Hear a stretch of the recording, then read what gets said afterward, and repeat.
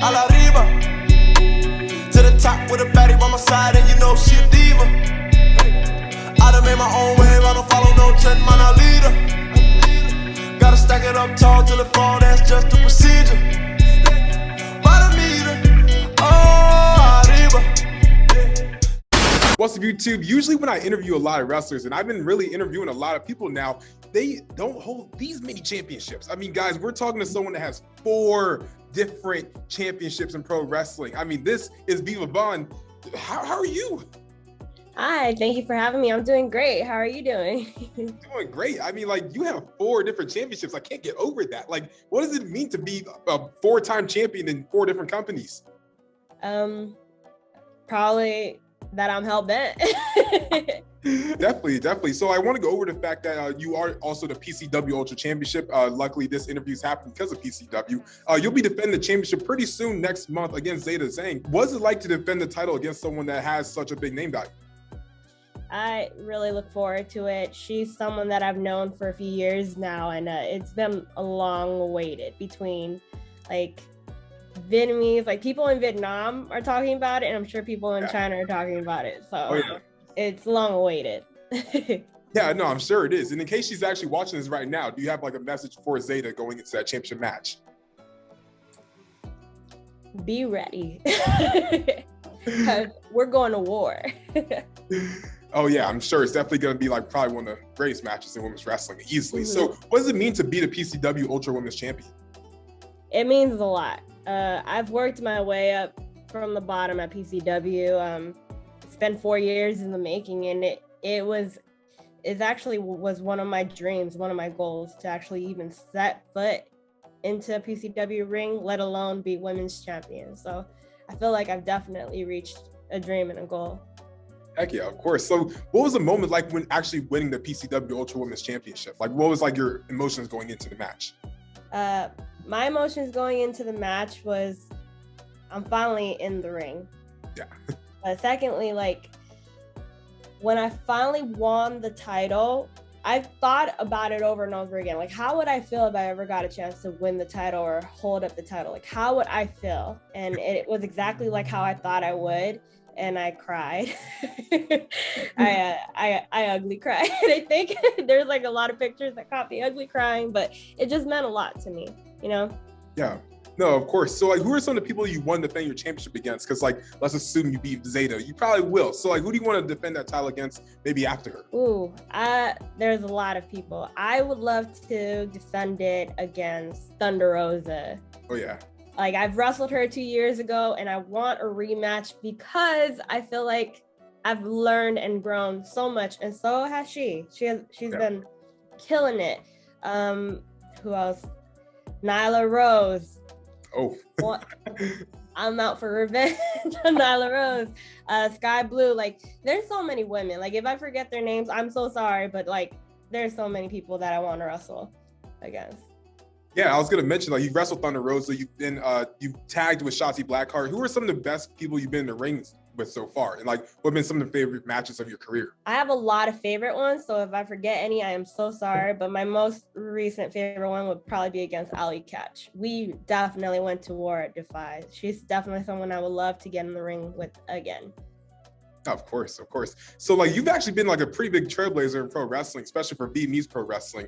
Over 2020, you actually had a GoFundMe that led to Vietnamese Pro Wrestling having their first ever wrestling ring. So I want to let you tell the whole story because I've heard it a couple different times now, and it's absolutely amazing.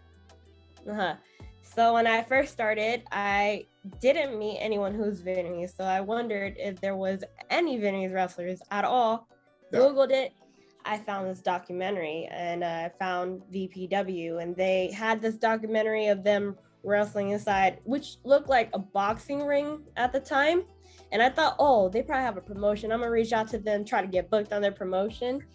And they responded back to me. They're like, yeah, we would love to have you. Just one thing though, we don't have a wrestling ring and we can't afford to build one. So I felt like, oh wow, you know, I'm never going to meet people like myself again, probably. So I'm like, I have to help them. These are my kind of people. I need to help them. I need to help them get started. And we started the GoFundMe page, and I think it we got the ring within a month after Wow. that. Wow, that was really quick. Yeah, all because of the help with like indie wrestling on Twitter. I think with that really helped, because a lot of people helped me retweet the link, and other indie wrestlers really helped get the word out in America.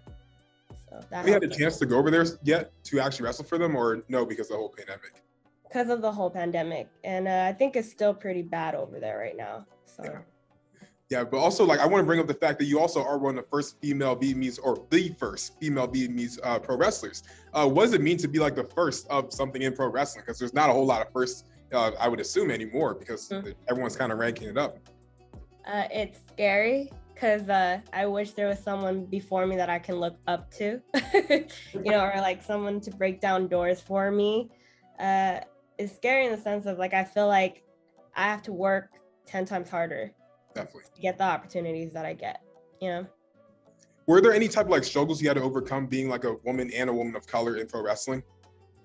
Yeah, like when I had first started, I would get negative comments about, oh, you're only getting opportunities because of the way you look. That's with just being a woman, And another thing too is I get called other Asian wrestlers' names. Like I've been called Gail Kim, I've been called Sue Young, I've been called Shotzi, and that doesn't feel good to me, because that's racist. We don't look the same, and we don't look the same. It's just not cool to go through that. But also when I meet people and they're like, are you Japanese? And the moment I tell them that I'm not Japanese, it's like I lose all credibility of being a wrestler. So that hurts a bit, Yeah, no, it definitely sucks to hear that. It's like, what's like something that you would say to people that go through that, and other people of color that are actually trying to get to the business?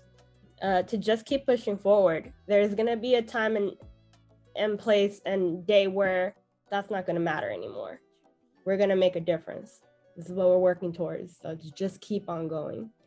Definitely. And you're definitely a really hard worker. I mean, like you wrestled while also, I believe, training like in college. So how did you like manage the two, if you did like at the same time? A lot of coffee, a lot of crying. It was hard, but if there's a will, there's a way, and you can make it happen. Definitely. So like, what was your major in college? Because like, I'm sure it was probably hard to manage like going to school and also like, taking bumps. Business marketing was my major. Oh, wow. So that sounds hard. Yeah. I actually was doing accounting before, but I was like, what? Let me switch that, because I was not happy doing accounting, and that's a lot harder. Yeah, no, I mean, like, I'm not a math guy by any means. I'm communications, obviously doing this. So yeah, no, accounting, that sounds like math. Yeah. I would never want to do. So no, I never want to do that to myself again. So like going into your wrestling training, where did you train? I train in Ox Pro. Okay. And I train with under Black Pearl and Rikishi. Nice. So like, what was it like training under like a WWE Hall of Famer? Oh, it's great. Like I hear great stories from him. He's a great teacher, great father figure for all of his students, and like it's just like like the training there, I get to focus a lot on psychology in the ring. And I think psychology is so much more important than doing all kinds of like crazy high fly moves, although I would love to do all that if I can. But, I think psychology is the most important thing to learn. Definitely. So like, you wrestled like a lot of different places before, Impact Wrestling, Ring of Honor, etc. So what's been like the most wild experience being in one of these like bigger companies? It was surreal, because I feel like I would watch this. I would watch other people, there. And when I'm actually there, I'm just trying to soak up the moment. I'm not trying to like freak out, or I just try to stay as calm as possible, but I'm just soaking everything in.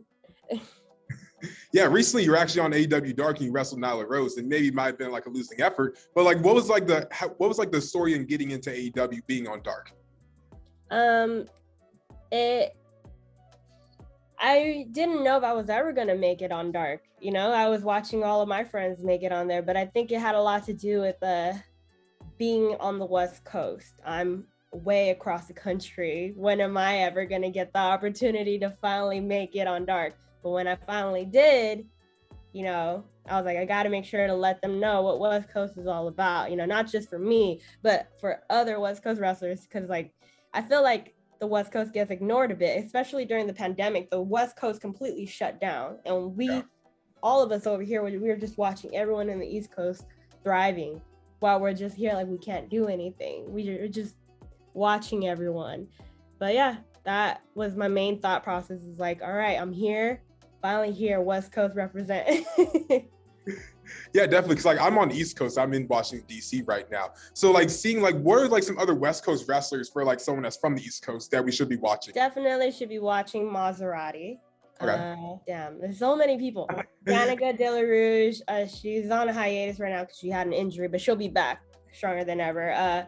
Jordan Oasis. There's so many. I'm sorry if I don't remember. Like every time I get asked on the spot, I forget to name people. Mainly, my last question is, what's your thoughts on women's wrestling now being like highlighted more? I love it. You know, it's crazy to see how much women's wrestling has grown and is continuing to grow. I don't know if we'll ever reach a ceiling point for women's wrestling. Let's just keep it freaking going. Definitely. And wrapping this up, where can people find you on social media if they're not already following you? You can find me at Hellbent Vixen, TikTok, Twitter, IG, and Facebook. Awesome. And make sure to like, comment, share, and always subscribe, guys. And we out.